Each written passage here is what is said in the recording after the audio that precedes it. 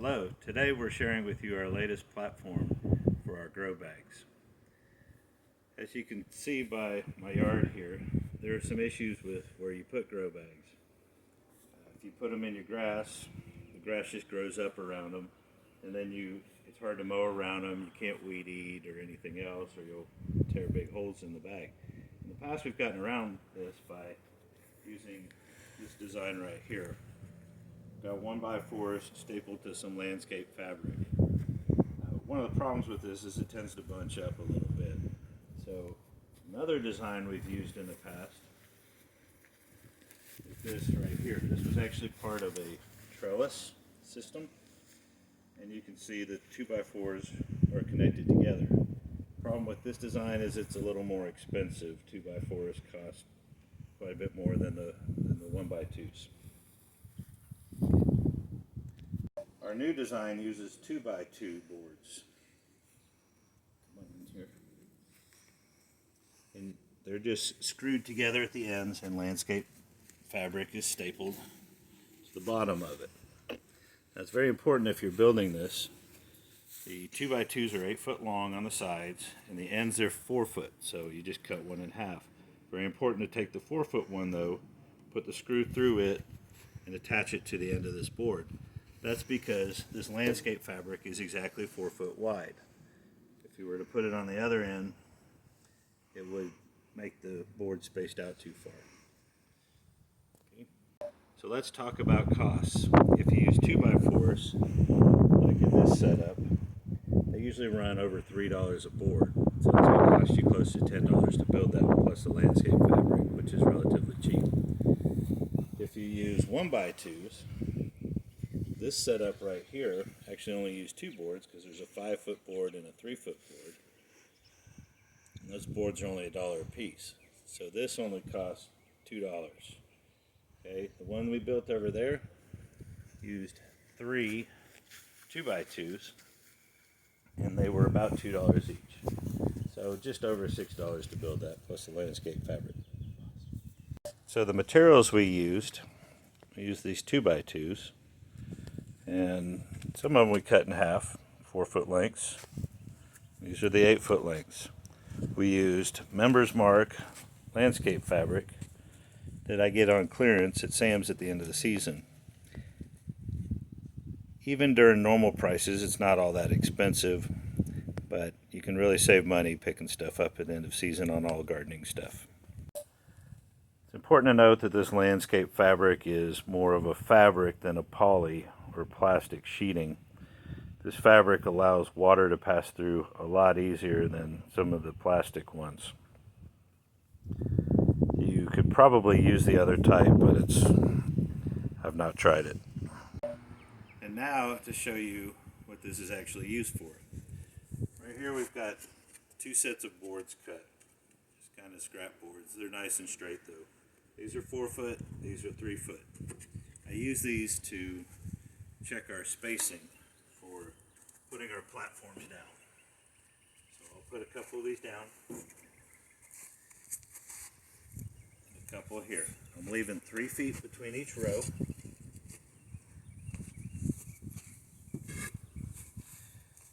And 4 feet from the back of the fence. The reason I'm leaving 4 feet from the fence is twofold. One, it allows me to get the lawnmower through here. Second is, if my neighbor happens to spray or have their yard sprayed, it kind of gives a little buffer from any of the spray drifting onto my vegetables. So once we've got our spacing correct with the boards in place, we can start putting the plants on.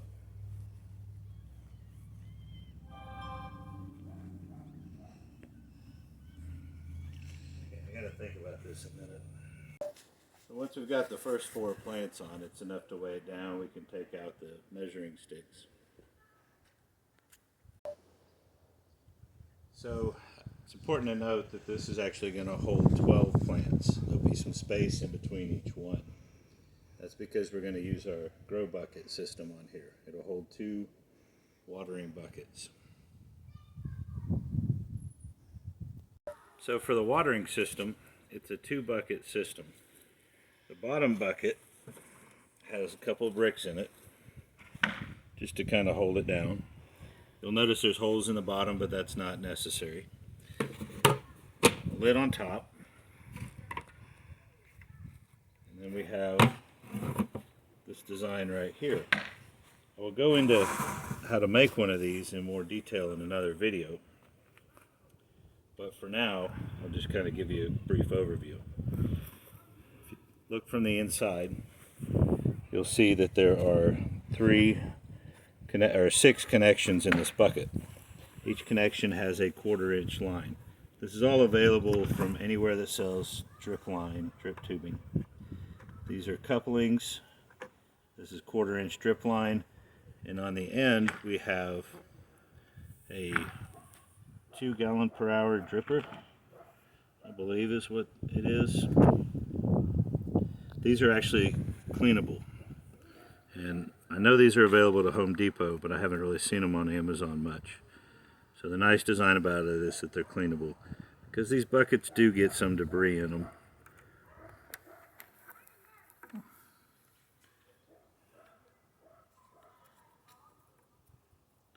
So the idea behind this is, if you come down in here again, these nozzles are high enough up that this can hold 1 gallon of water in the bottom.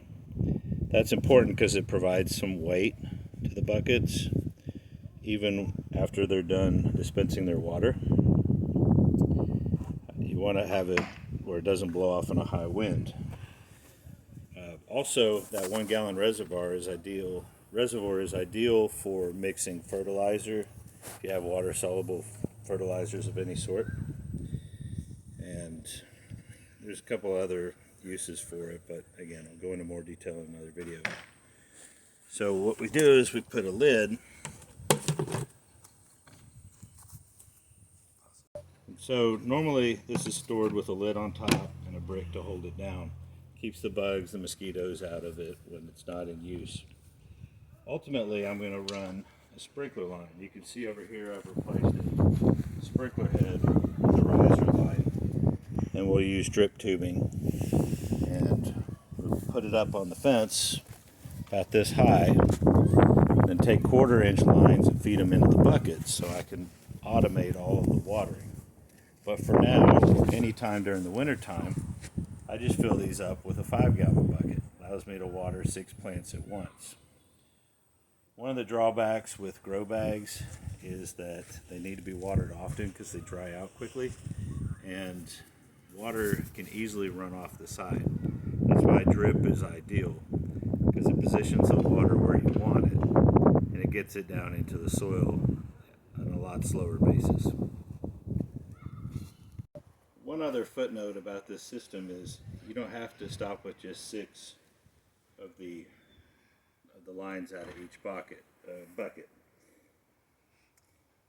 One thing that's good about having 6 is when I put 4 gallons of water in here, it puts about 3/4 of a gallon out to each plant. That's usually pretty good for 1 day's worth of watering. And when I fill them off the sprinkler system, I can kind of control how often I want to run that, and how much water will go into the buckets to fill them up. So the way we hook them up, and again, you could do 8 out of there. You can see I've got space for 2 more. Spacing on these plants, they're just, a couple inches apart. That helps keep things from growing into each other and getting too big. On the smaller system that I made, remember this one over here? On this system, it's a little bit longer. Again, it's 5 foot wide by 4 foot. And I can space the plants out a little bit more, as you can see by these rings. Get a good shot of that.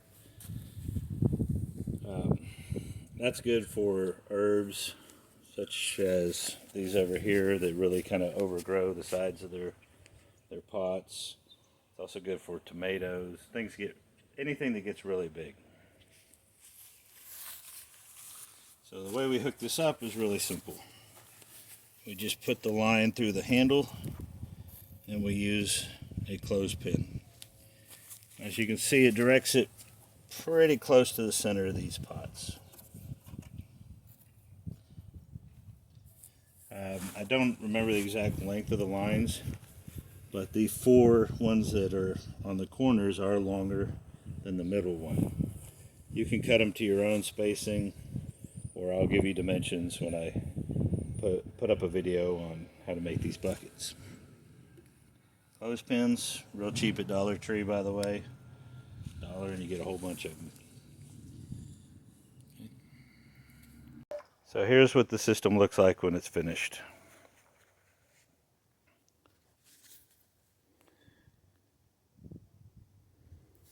Again, you've got a little bit of space, about 1 brick wide, between each plant. You've got a drip line going to each pot. 2 bucket system. 12 plants total.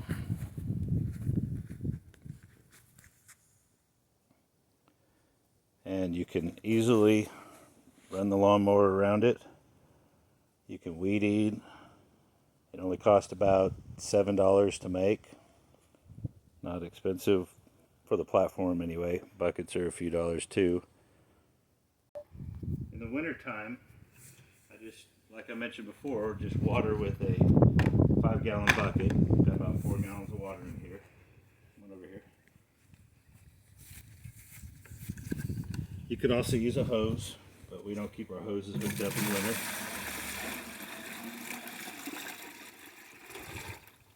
Just fill it up. And you can see the water starting to drip out.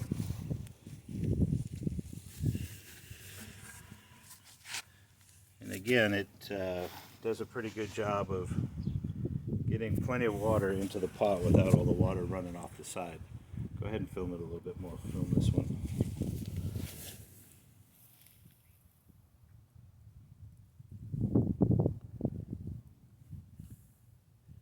About once a week I come and I check the drippers to make sure that they're working and flowing at the proper rate.